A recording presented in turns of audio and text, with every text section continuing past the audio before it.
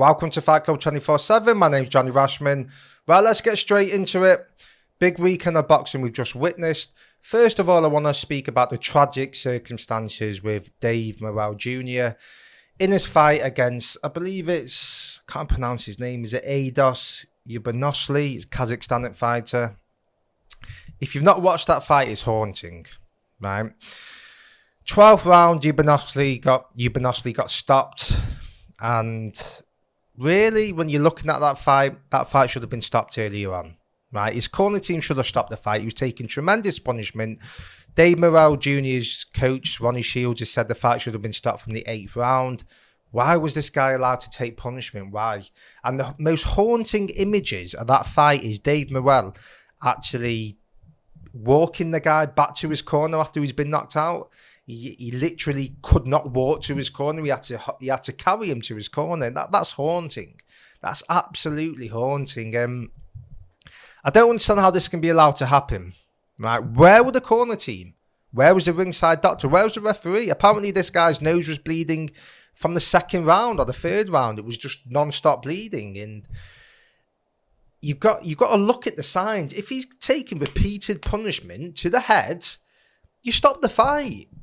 You stop the fight. If you're behind in the fight and you're taking repeated punishment, you stop the fight. Why was it allowed to go on? For me, the corner team, the ringside doctor and the referee have to be held accountable. Their job is to protect the fighter. That's what their job is. And if they've not done that, then they have to take responsibility for that. It's not good enough. You're playing with fighters' lives here. This is not tennis. This is not football. This is not table tennis. This is boxing, where you can die or your life can change. Right, your health can drastically change. Right, it has to stop. It's haunting when you see stuff like this. I don't know. I just don't know what you can do if the corner team isn't prepared to stop his fighter from taking punishment. Who is? The fighter will always fight. The fighters, that's what they do. They'll fight till they die. That's it. There's no if, buts, or maybes. That's it. They have to be saved on themselves. And unfortunately, Yubanosli has been placed in a medical-induced coma. And I hope he pulls through, and I hope his life is the same. Right? But it's not good enough, and things have to be done. Right, let's talk about Abu Dhabi this weekend. Eddie Hearn put a show on. Bivol Ramirez headlined it. Let's talk about it.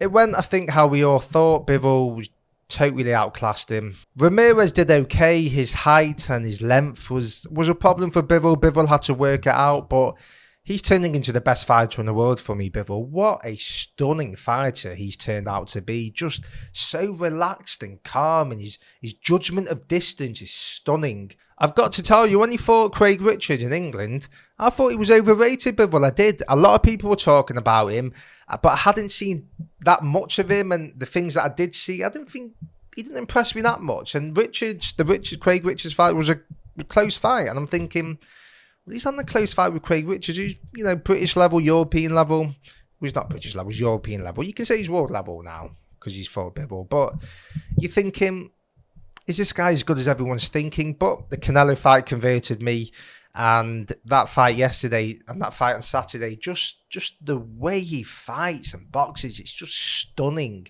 And that comes from boxing at an early age. Believe me, you have to be boxing from 3, 4, 5 years of age to have that style. You do. It's just so fluid and so relaxed.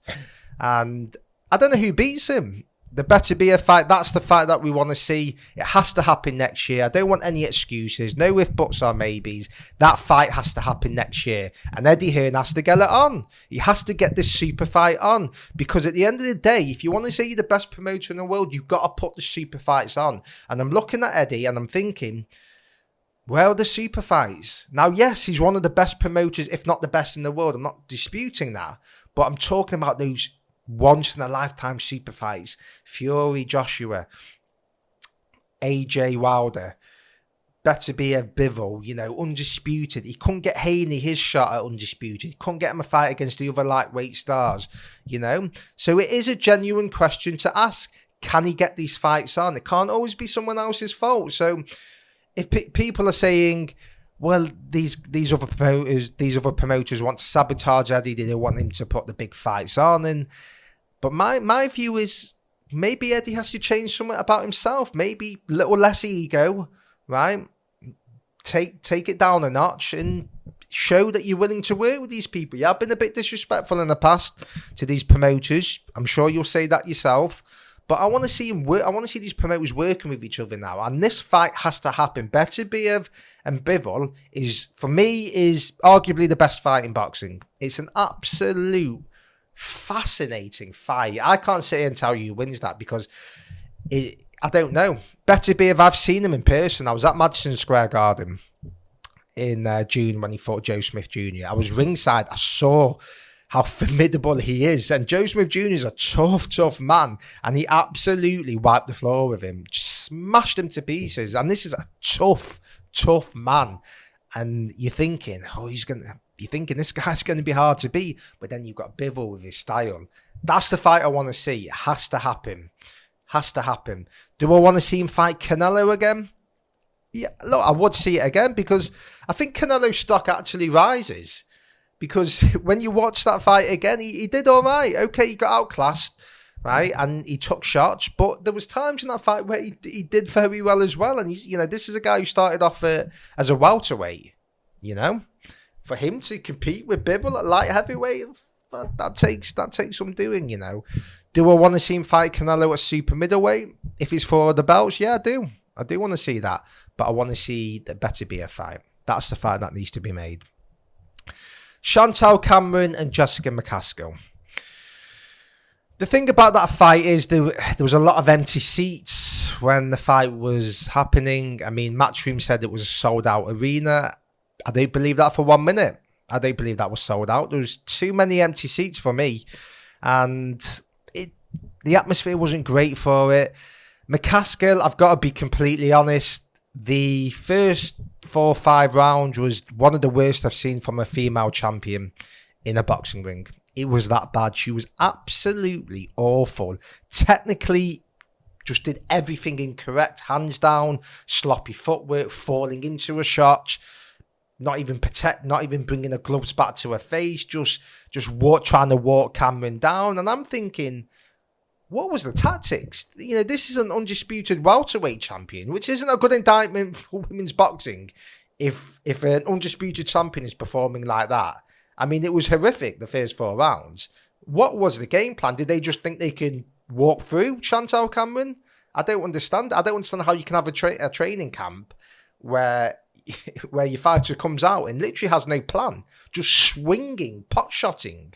And Chantel Cameron's a world-class fighter. She's a very good fighter. This is no mug. This is a really good fighter, and I don't understand what the game plan was. McCaskill came into it a little bit towards the end, but she was really, really poor. It was a terrible performance. I mean, she just looked like a basic novice. Really did, and I think she's going to struggle in women's boxing when she fights the champion. She fights other champions. I think Tasha Jonas would school her. Tasha Jonas would knock her out for me. It was a very poor performance. Chantel Cameron performed well. The fight I want to see is Katie Taylor. That's the fight I want to see next at Croke Park. Amanda Serrano's missed a boat for me. I think it's the worst decision in boxing for her to decline a rematch and then fight in Manchester in September. She fought for the, I think it was the undisputed featherweight belts or unified featherweight belts. But I don't understand the thought process. You've had a great fight with Katie Taylor where, let's be honest, most people thought she won that fight. She was unlucky not to get the decision. She was strong in the fight. She caused Katie a lot of problems. Katie caused her problems as well. But you're thinking, that's the fight you need next. That's the rematch. You're the champion. Scream for it. Want for it. All I hear was from her promoter, Jake Paul, is excuses about the weight. Katie Taylor should fight her at a different weight. The judges have been bribed. And it's like, listen, Katie Taylor's the one who brings the fan base. That's it. So Amanda Serrano, as much as she is a legend, right? Katie Taylor is the one who brings the fan base. She's the one who brings the fans. She's not going to dance to Serrano's tune, right? She had the chance, as Eddie Hearn told us, to have that fight in September, and she declined it. For me, you've missed the boat. Get to the back of the queue. I want to see Chantel Cameron, Katie Taylor at Croke Park. It's a history-making night for Katie Taylor. She goes up to light welterweight and she wins all those belts and becomes an undisputed champion in another weight. You've got to say she's the greatest women's fighter of all time.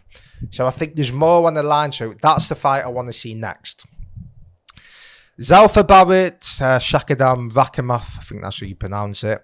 Great fight. Heartbroken for Zelfa.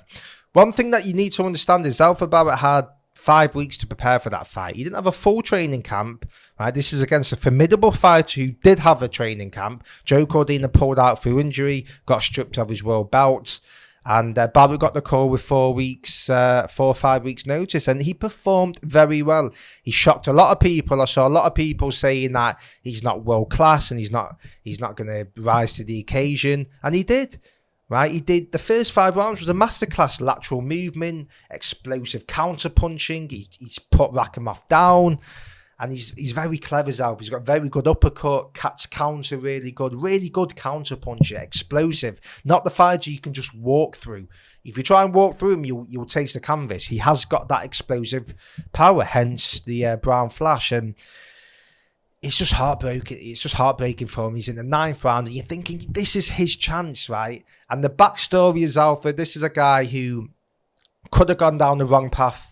Lives in a certain part of Manchester, which is a bit notorious, right? Changed his life around, dedicated himself to boxing. His mum sadly passed away last year, and this was the story for that. This was it. This was his night, and you wanted him to win. But I've got to be honest, when you're watching the fight, you are thinking, is Rakhimov going to catch up with him?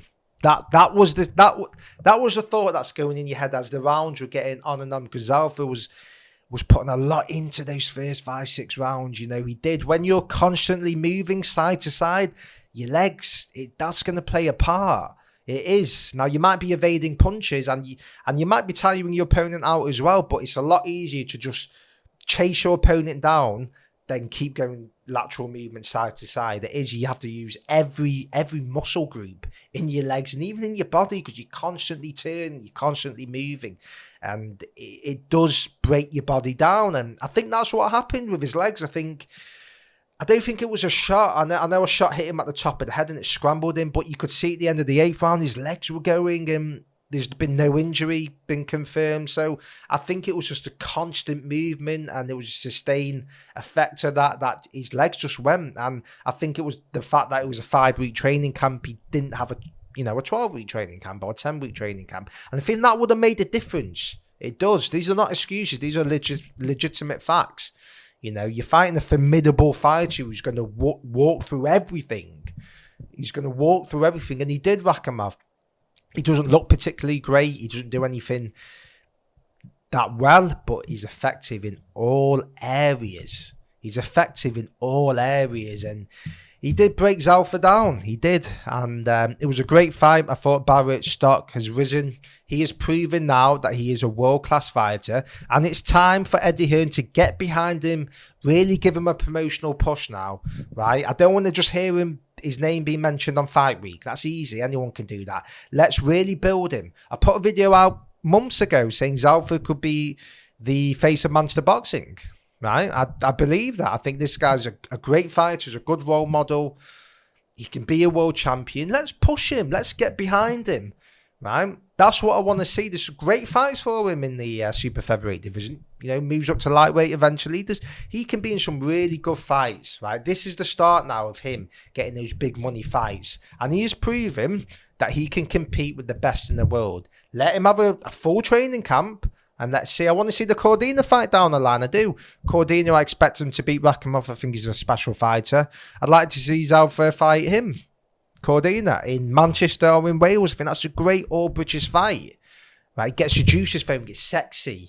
It's a great fight, that. There's a lot of good fights for him, so let's get behind him and let's push him. He's a good fighter. He's a world-class fighter, and he proved that on Saturday. What do I think about the fight being in the Middle East and Abu Dhabi? Look, I had my reservations at first. I'm not a fan of the big fights being in the Middle East. Look, everyone should get a chance to see boxing, but when you're taking the big fights and you're just putting them in the Middle East, I'm not a fan of that. I think the big fight should happen everywhere. It shouldn't take Middle Eastern money to put a good card on. There's no excuse for that. I'm sorry, right? And I fear that going forward, that could be the excuse now, that Well, to put on a stat card, it's got to be in Abu Dhabi. How many times do we see promoters say that boxing should be like the UFC? You know? And the difference between the UFC and boxing is the UFC stack the cards. It doesn't matter if it's in the Middle East or if it's in America or if it's in England. They stack the cards from start to finish. Right, and boxing needs to look at that. It's not acceptable to have weak cards, especially on pay-per-views. I don't care how much you're paying for the main event. It's not good enough. It has to be a great card, a good night's entertainment, not just a good main event and a crap undercard, and you're penny pinching, you're trying to save as much money as possible. Not good enough. And I'm seeing that a lot. Look at the Eubank Jr. card. I know it never happened, but that undercard was crap. Absolutely stunk of just putting just saving the most amount of money as possible. It's not good enough. It has to, not just Eddie Hearn, it has to come from all promoters, right? The cards have to be strong. That's how you grow boxing, right? But there's many ways you can grow boxing, and one of them is putting on a great night's entertainment, not just putting on the main event. That it's not enough. It's not enough, and that's the difference between the UFC. Now, yes, granted, there's less politics in the UFC, right? But promoters have to step up and say, we're going to put on a strong undercard. Not just because we've been giving Middle Eastern money, no, right? It has to be, whether it's in Manchester, whether it's in London, whether it's in Birmingham, whether it's in America, wherever, it has to be a strong card. But I did enjoy the event. I thought the crowd, again, it's not great, is it, with the crowd, and you don't have the best atmosphere. But look, I'm coming round to it, and everyone should enjoy boxing, and I don't have a problem with it being in the Middle East 1 or 2 times a year or 3 times a year. But if it becomes a norm and it's a case of only the big fights are there, I do have a problem with that, because fans aren't going to go. I don't want to see it in the Middle East. I don't want to see it be the norm in the Middle East, right? Yes, there's a market for it. I understand it, and they're putting money into it, and they deserve it, right? But I don't want to see it become the norm where the big fights are on in the Middle East, and then the excuse is, well, you can only put the big fights there, or the big cards, right? I don't really want to see that. But I'm coming round to it. I want to talk about a tweet that Chris Mannix put out, and I mean, I looked at it and I thought, are you having a laugh? It was about Zurdo Ramirez. He put, not really here for criticism of Zurdo Ramirez. He chased a Bivol fight for a couple of years, took it as soon as he could, and lost. Who cares? Boxing's problem is not enough fighters take chances. He did, and he'll be back. Are you having a laugh, mate? It took him 45 fights to have a chance. Zurdo Ramirez's record is all that is wrong with boxing. Now, I've mentioned about Eddie Hearn and other promoters. Oscar De La Hoya needs to step up. It's not good enough to have fighters that have 50 fights and the four people you don't know. They've padded the record. It's happened with Munguia, and it seems to be a theme with Oscar's fighters. Right? What are we doing here? Are we just going to pad records till we cash out on a big fight and that's the end of it? So what is Mannix talking about? He took a chance. 45th fight. 45th fight. He took a chance. Are you having a laugh, mate? Like, I don't understand what these guys are thinking. It should be your 20th fight, not your 45th fight. It's all that's wrong with boxing. I don't want to see it anymore. I don't want to see it because we're being sold crap. Right? If these fighters aren't taking big tests to the 40th fight or 50th fight, there's an issue, isn't there? It's being padded, the record. Problem. Right? I don't want to see it. It shouldn't happen. And this is another thing that grows boxing, is fighters have to fight dangerous fights early on in a career. Right? Promoters have to lead by example and show that a loss doesn't define you. Right? It's all right, promoters saying, well, the fighters have to fight the best and you have to take chances, but you have to prove it. Right? If a fighter loses, still get behind him, still push him. Don't just put him to the back of the queue. Right? He's lost. Forget him. He's no money. We can't make any money. You have to stand up. I want to see promoters come out and say, a loss doesn't define you. Look at George Groves and James DeGale. Years ago, they were 2 prospects coming up. They fought each other. Close fight. George Groves won. Didn't affect their careers. They both went on to have great careers. They both became world champions. And that should be applauded. But it's very rare that you see that. It's very rare, and it's all good and well promoters saying, let's grow the sport. But there's certain things that grow the sport. Competitive fight cards and the best fighting the best. And prospects fighting prospects. You know, you've got Jerome Ennis, inactive. Jermaine Jamal Charlo, inactive, you know. Tank Davis, not fighting the best. Ryan Garcia, not fighting the best. You know, these guys have to lead by example and say, I want to fight the best. And not just say it, do it, prove it. And it comes from the promoters, right? Because the fighters don't want to risk it, because the promoters will put you to the back of the queue. Oh, you've lost, or you've had a few losses, right? Let's not put so much money into you. I want to see promoters come out and say, no, we will still back you. This guy took a chance. And you can say whatever you want about Canelo, right? But that guy takes chances. How people can question his resume is ridiculous. The fact he went up to light heavyweight to fight Bivol, and people are saying he's on a downward spiral because he lost that fight. I don't understand it. He should be commended. He should be commended he took that fight. And that's what we need to see more of. Not just big fight against big fight. It has to be prospects against prospects. Not just padding the record to 30 fights against journeymen, you know. And the reason why they do that is because they think promoters aren't going to back him. Right, and if it changes, if that mentality changes, and trainers and teams know that, yeah, they are going to be backed. Right, okay, it's worth taking this fight because, yeah, we're going to get paid, but we're still going to be backed. We're not going to be pushed to the back of the queue. That's my issue, and the promoters have to stand up and take accountability and say, we want to put these fights on. That's what has to happen. Right, let me know your thoughts. What do you think of the fights in Abu Dhabi this weekend? Do you think Bivol and Beterbiev will happen next? What do you think about Dave Morrell Jr.